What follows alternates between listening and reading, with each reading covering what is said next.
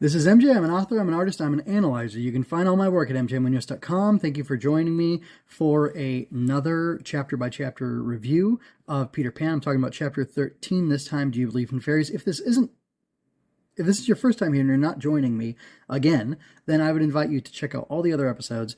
You can check this one out first because it's going to be good, and then you can go back to the other ones and check out the whole thing. I've got it all in a playlist. I've got it linked on my website. You can find all of the CXC chapter-by-chapter podcast episodes where you can hear me talking about Peter Pan for now, and I will add to that as time goes on. You can also check out Fortress Fiction, where I talk about other books. Not one great book.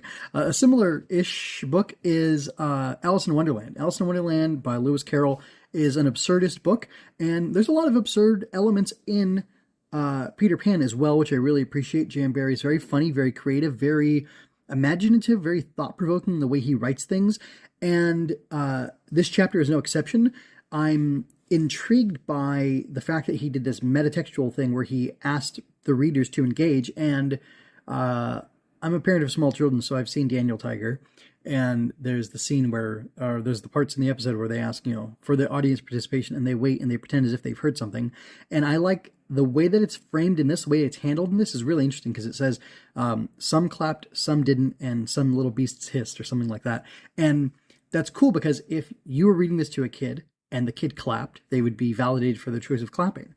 If you were reading to a kid who didn't clap, and it said some didn't clap, but some did, they would also be validated in that choice, and they'd feel like, ooh, okay, I didn't kill Tinkerbell by not clapping. Somebody else clapped, and they took care of the problem for me, and I don't have to worry about it. And, or even, if that child is disconnected from the mat, or if they don't want to clap for whatever reason, they're being transgressive, or they're being, a little stinker, basically, which is what transgressive is, then other kids throughout the world, you could imagine that they are clapping at this scene at the same time, because I would think that children would think that if they're having the story read to them, that other children are having the story read to them at the same time, and they think, oh, somebody else clapped, so it does it. And it's a really interesting turn. It's a really interesting way to present it, and then even throwing in the detail that some kids hissed at Tinkerbell because they didn't like her, which is understandable. She's kind of irascible. It adds like this element of variety, or not variety, but like truthfulness. It feels very real because it's positioning, and it's showing different perspectives that different children would have on Tinkerbell, and probably do have on Tinkerbell, and that's kind of really interesting the way that's done. Some other really interesting elements in here are that, like, interesting dark elements or serious elements that you might not expect in a story like this is, yes, while Captain Hook is trying to kill Peter and the Lost Boys and Wendy, maybe less so Wendy, or maybe more, he'd kill her in a more merciful, more gentlemanly fashion than he'd kill the Lost Boys.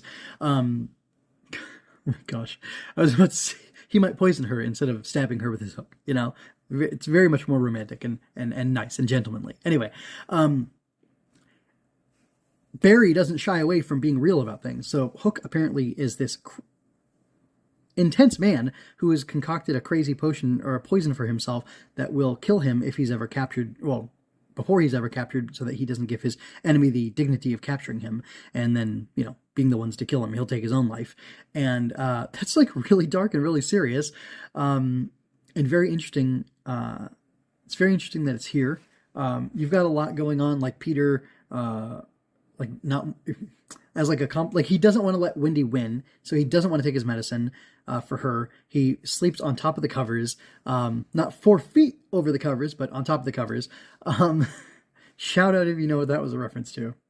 Anyway, sorry. But anyway, so he, I like a lot of stories. Okay, I like a lot of stories. I like a lot of movies. I like a lot of fun stuff. Anyway, so he's doing things like that to get back at her even though she's not there, and he even falls asleep laughing because he knows that if he laughs instead of crying or being sad, that it would get at Wendy, it would nettle her, so to speak. And what in the world's going on? Anyway, you people who are watching the video, you get to enjoy this, and people who are on the audio only, you don't know what's going on here. Anyway, so it's still not fixed. Anyway, we're just having fun here, aren't we?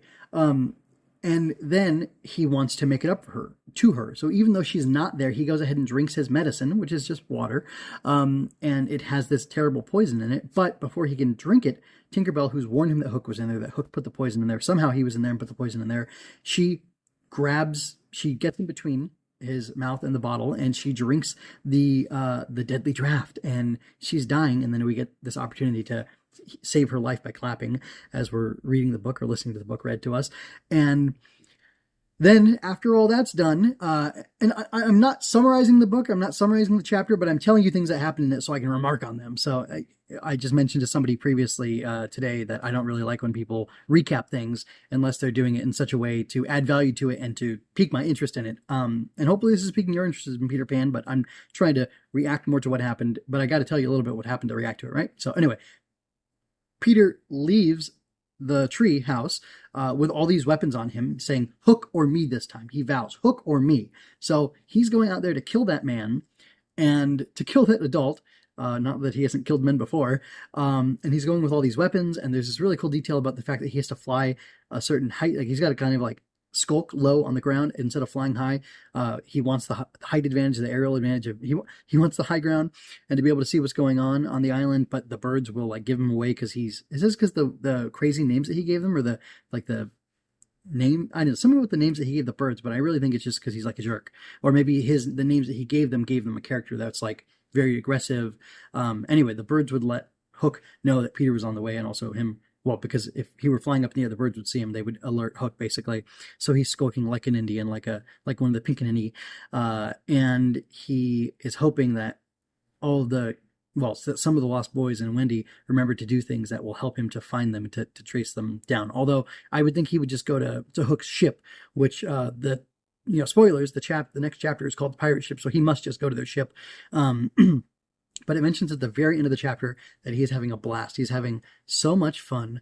And I think the idea is that while all of this is true and while all of this is dangerous, this is all kind of just a game to Peter and to these kids in Neverland. And it's all kind of done in good fun. And that's, I don't know, it's kind of nice for the audience because it kind of softens the blow. It softens the danger. It like helps them to know that this is going to be okay. But reading it as an adult, it just makes Peter sound crazy. It makes him sound crazy and dangerous. And I don't know, it's kind of interesting. It's almost uncomfortable, but I like it actually. So as I said while I was reviewing something else, I really like Deadly Weirdos. Those are my favorite kinds of hero characters, are Deadly Weirdos. So anyway, I guess that's what Peter is. Until next time, folks, take care. Check out mjmunoz.com to find all my stuff. I'm reviewing a lot of things. I'm also working on writing a lot of things. I had a faux pas happen with a short story I was writing, but I went ahead and finished it.